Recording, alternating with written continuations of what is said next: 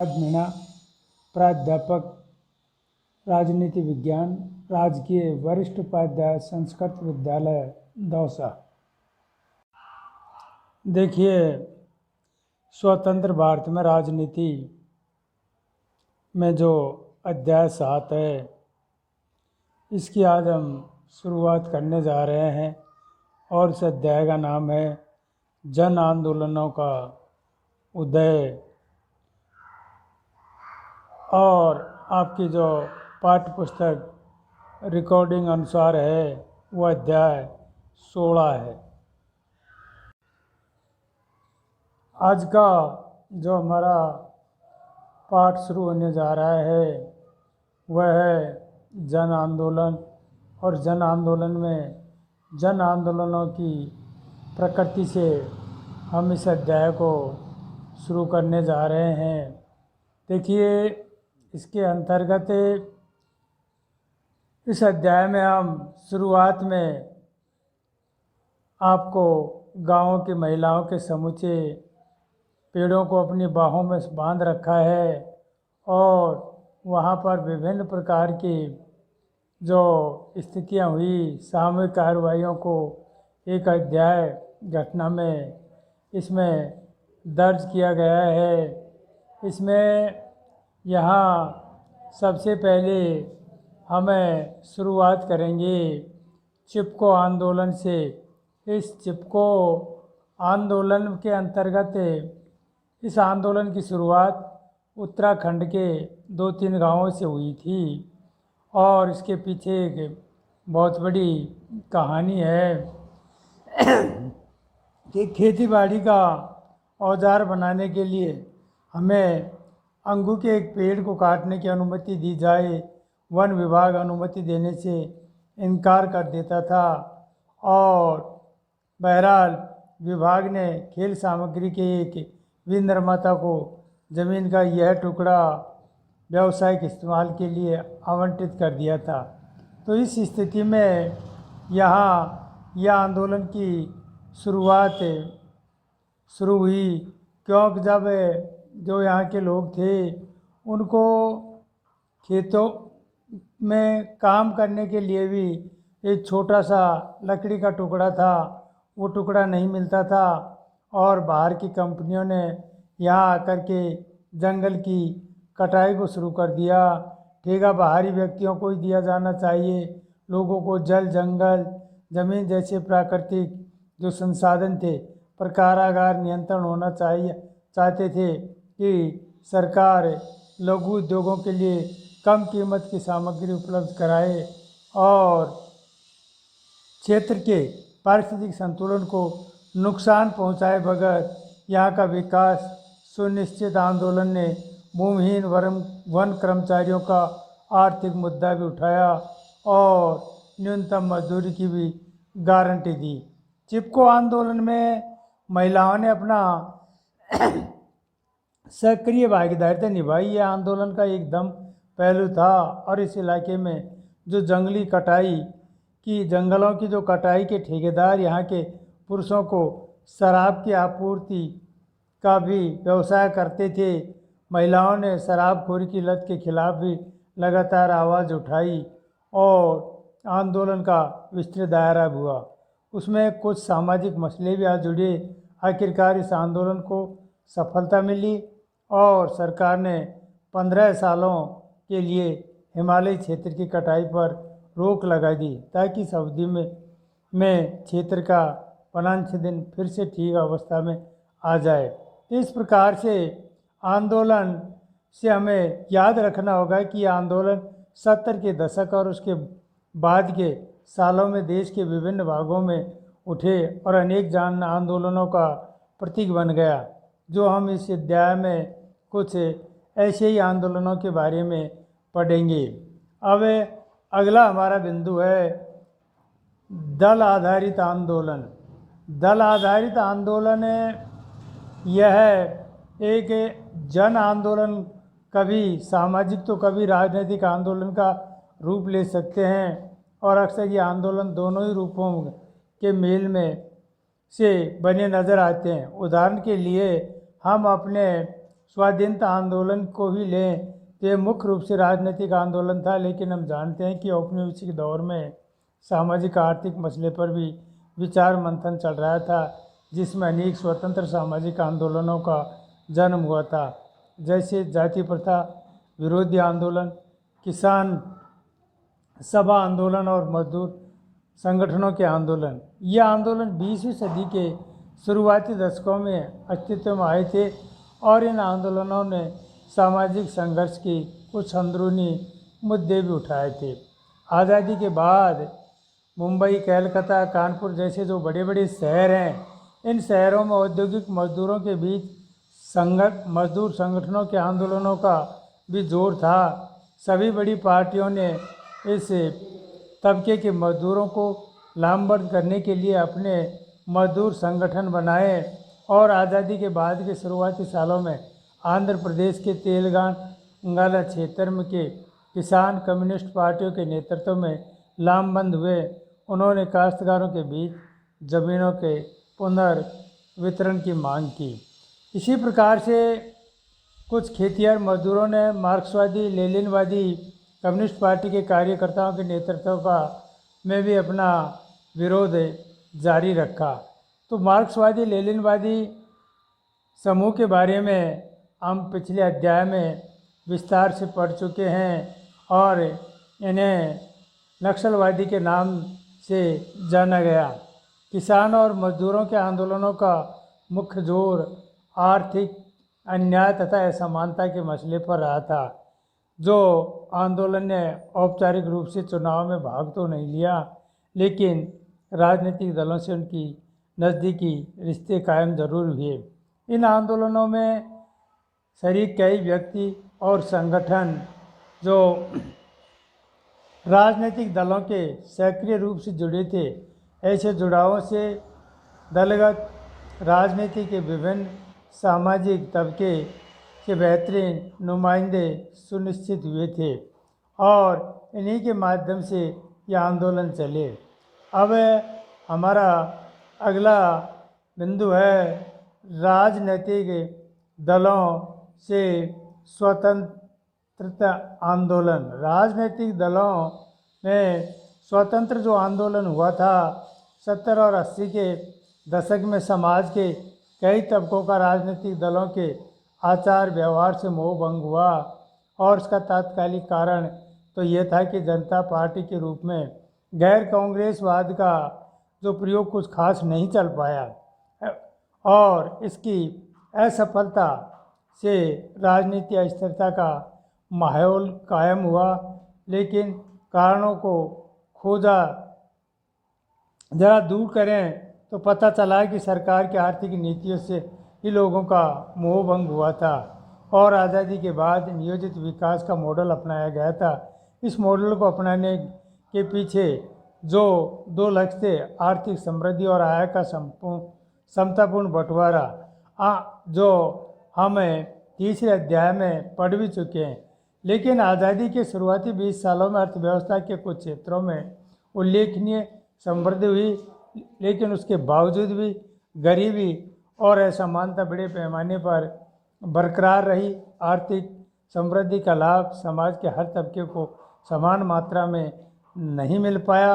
जाति और लिंग के पर आधारित सामाजिक असमानताओं ने गरीबों के मसले को और ज़्यादा जटिल तथा धारदार बना दिया था। शहरी औद्योगिक क्षेत्र और ग्रामीण कृषि क्षेत्रों के बीच एक पाटी जा सकने वाली आंख पैदा हो गई थी। तो इस प्रकार अन्याय और वंचना का भाव प्रबल हो गया और राजनीतिक धरातल पर सक्रिय कई समूहों का विश्वास लोकतंत्र संस्थाओं और चुनावी राजनीति से उठ गया। अब उन्होंने आमबंद या लामबंद होना शुरू कर दिया और इस काम में छात्र तथा समाज के विभिन्न तबके के राजनीतिक कार्यकर्ता आगे आए। दलित तथा आदिवासी जैसे हाशिए पर धकेल दिए गए। ऐसी स्थिति में मध्यम के युवा कार्यकर्ताओं ने गांव के गरीब लोगों के बीच रचनात्मक कार्यक्रम तथा सेवा संगठन चलाए और इन संगठनों ने सामाजिक कार्यों की प्रकृति स्वयंसेवी थी, इसलिए इन संगठनों को स्वयंसेवी संगठन भी या सेवी क्षेत्र के संगठन कहा गया है। ऐसे स्वयंसेवी संगठनों ने अपने को दलगत राजनीति से दूर रखा और स्थानीय क्षेत्रीय संगठन न तो चुनाव लड़े और न ही उन्होंने एक राजनीतिक दल को अपना समर्थन दिया। और राजनीति में विश्वास जो संगठन करते थे उनसे भागीदारिता भी करना चाहते थे, लेकिन राजनीतिक भागीदारिता के लिए राजनीति दलों को नहीं, किसी कारण से इन संगठनों ने स्वतंत्र राजनीतिक संगठन कहा जाता है और स्थानीय मसलों के समाधान में स्थानीय नागरिकों को सीधे और सक्रिय जो भागीदारिता निभाई थी वो लोकतांत्रिक सरकार की प्रकृति में सुधार आएगा।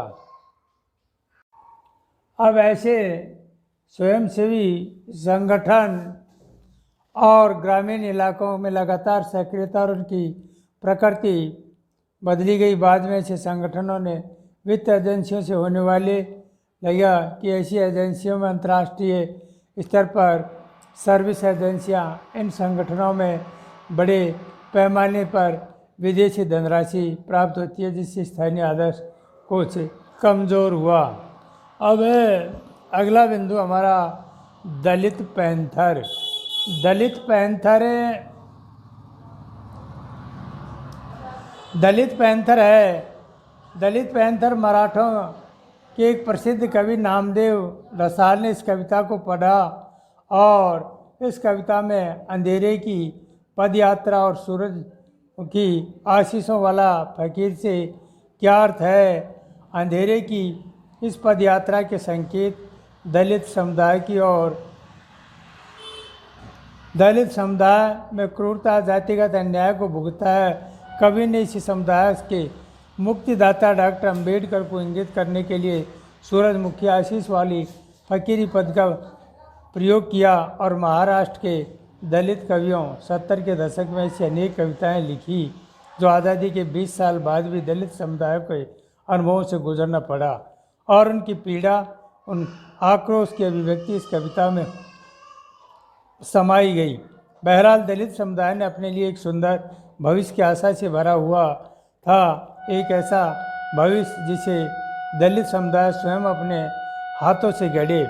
सामाजिक आर्थिक बदलाव को लेकर डॉक्टर अंबेडकर ने स्वपन और हिंदू जाति व्यवस्था के ढांचे के बाहरी दलितों को एक गरिमा स्थानीय दिलाने का जुझारू संघर्ष किया, जो दलित मुक्ति प्रेरित अधिकांश रचनाओं में डॉक्टर अंबेडकर का वर्णन एक प्रेरणा पुरुष के रूप में मिलता है। दलित पैंथर का जो उदय हुआ, इसमें 7वें दशक की शुरुआती सालों में जो शिक्षित दलितों की पहली पीढ़ी ने अनेक मंचों पर अपने हक की आवाज़ उठाई, जिसमें ज़्यादातर शहरों की झुग्गी झोंपड़ी में पलकर बड़े हुए थे। दलित हितों की दावेदारी ने इसी क्रम में महाराष्ट्र में 1972 में दलित युवाओं का एक संगठन दलित पैंथर्स बना और आज़ादी के बाद के सालों में दलित समूह मुख्यतः जाति आधारित संगठन असमानता, भौतिक साधनों के मामले में अपने साथ जो अन्याय के था उस अन्याय के खिलाफ लड़े, जिसके परिणाम स्वरूप इस बात को लेकर वो सचेत थे कि संविधान में जाति आधारित किसी भी तरह के भेदभाव के विरुद्ध गारंटी दी गई है। आरक्षण के कानून तथा सामाजिक न्याय को ऐसी ही नीतियों का कारगर क्रियान्वित करना इसकी मुख्य मांग थी। हम जानते हैं कि भारतीय संविधान में छुआछूत की प्रथा को समाप्त कर दिया गया। सरकार ने इसके अंतर्गत 60 और 70 के दशक में कानून भी बनाए। इसके बावजूद पुराने ज़माने में जिन जातियों को अछूत माना जाता था, उनके साथ इस नए दौर में भी सामाजिक भेदभाव तथा हिंसा का बर्ताव कई रूपों से जारी रहा। दलितों की बस्तियां मुख्य गांव से अब भी दूर ही हुआ करती थी। दलित महिलाओं के साथ दुर्व्यवहार होते थे। जातिगत प्रतिष्ठा की छोटी मोटी बात को लेकर दलितों पर सामूहिक जुल्म ढाए जाते थे। इस प्रकार से दलितों के सामाजिक और आर्थिक उत्पीड़न पर रोक पाने के लिए कानून व्यवस्था नाकामयाब साबित हो रही थी। दूसरी तरफ जिन राजनीतिक दलों का समर्थन कर रहे थे, जैसे रिपब्लिक पार्टी ऑफ इंडिया, वे चुनावी राजनीति में सफलता नहीं हो पा रही थी।